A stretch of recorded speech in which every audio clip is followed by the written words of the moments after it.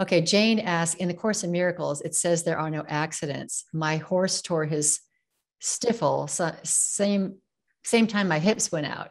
Was he mimicking me, internalizing my pain? Well, You I probably couldn't ask give a him. definitive answer without having to actually communicating with a horse. But I will just say this, and you'll hear different opinions about this issue from different communicators. Some communicators and just people in general in the healing field believe that animals always mirror our pain. I do not believe that.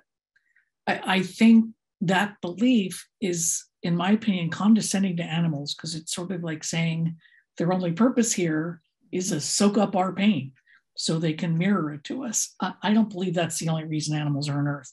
But at the same time, there are some animals who either, because there could be a spiritual purpose to it for both parties, or because they're unboundaried and they don't know how to protect themselves and they feel our pain and then they get something going on. So that it could be. It could be. I think sometimes that mirroring process can happen for the good.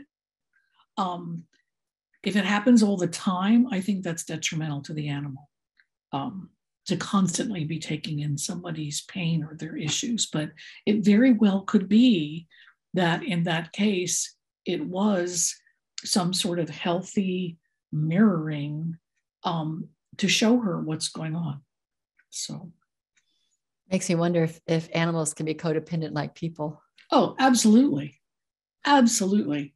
But one thing I want to just throw this in because it's related to the last question, and that is there is a very, very, very big difference between telepathic animal communication and animal archetypes. Very, very, very big difference. Animal archetypes, as much as they're revered by some people, and I respect that that is the case, they really are just stereotypes about animal species. For instance, whales hold all the wisdom and history of the universe. Well, let me tell you, I've talked to thousands of whales, and not all of them hold the history of the universe or would care to.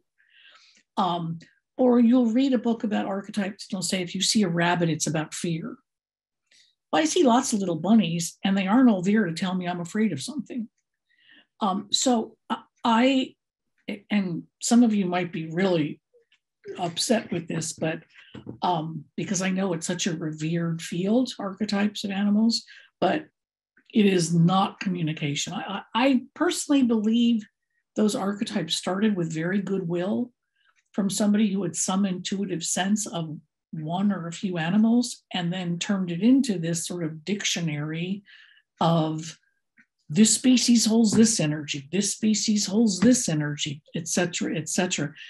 And that's as helpful as saying women are on the earth to be housewives and subservient to their husbands and have children. And I've talked to many whales, and the thing about the whales that so many people buy into, because they are charismatic, let's face it, they're these magnificent physical beings. But I've talked to many whales who are the complete opposite of that. They are not here to do that. They're here to be a whale and learn what it's like to be a whale, or for the 10th time, they're here to be a whale. So I would just be very careful about assuming that archetype definitions are animal communication. Absolutely not.